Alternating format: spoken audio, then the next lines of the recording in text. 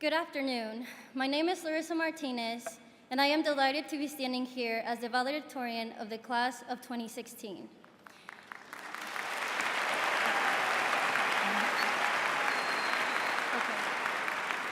In all, it's been a great year so far.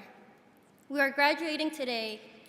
The leader of the free country, Beyonce, dropped a new album, Lemonade, and the greatest entertainer of our generation is leaving the White House.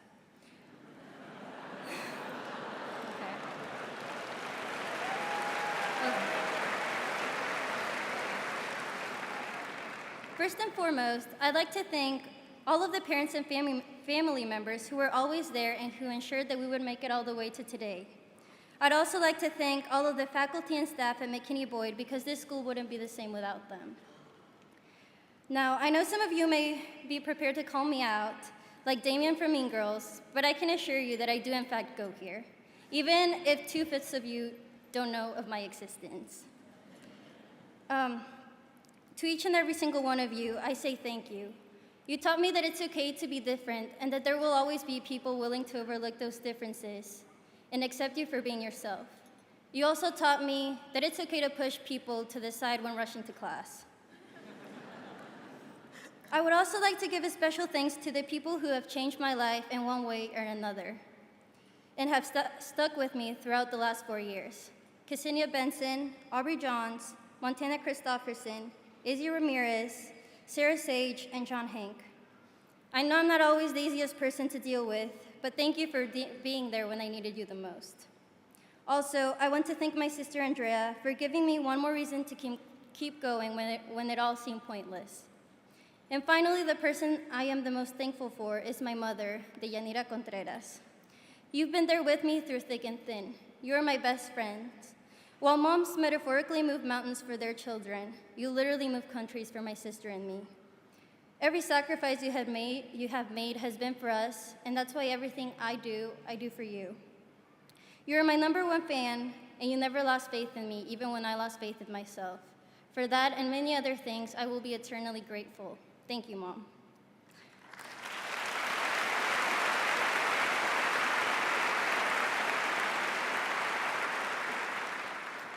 Let me be frank.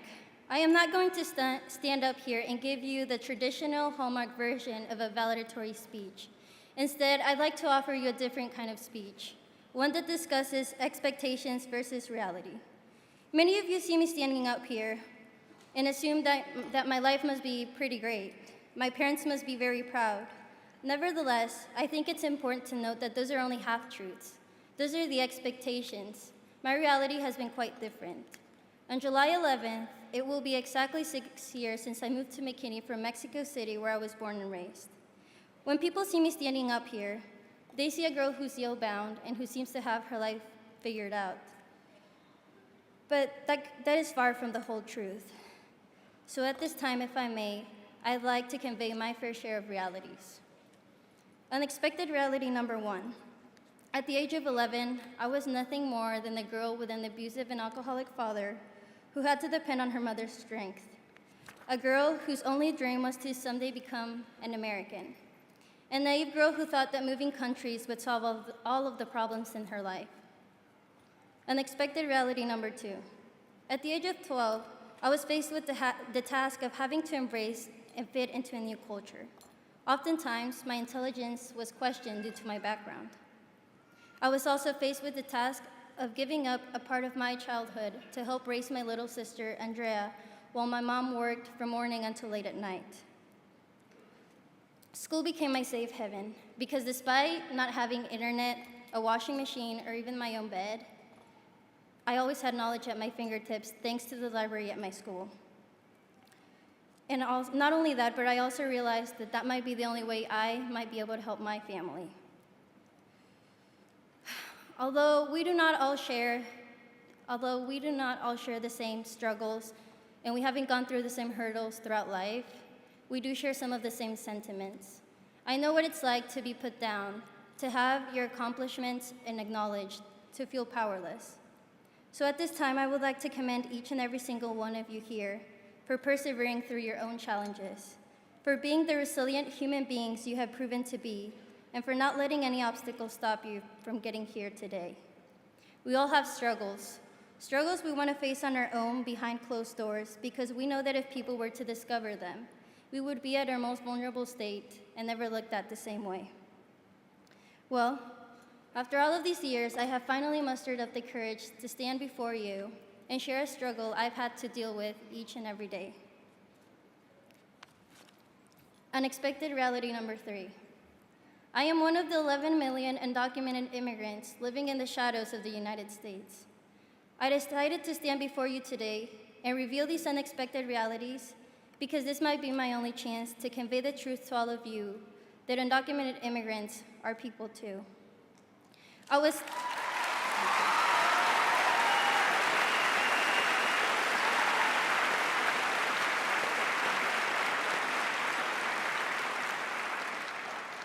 was hesitant to speak about this here today because of the great divide of opinions concerning the topic of immigration in America, but I feel like I owe it to all of you to be honest, and I owe it to myself. The most important part of the debate, and the part most often overlooked, is the fact that immigrants, undocumented or otherwise, are people too. People with dreams, aspirations, hopes, and loved ones. People like me. People who have become a part of the American society and way of life, and who yearn to help make America great again, without the construction of a wall built on hatred and prejudice.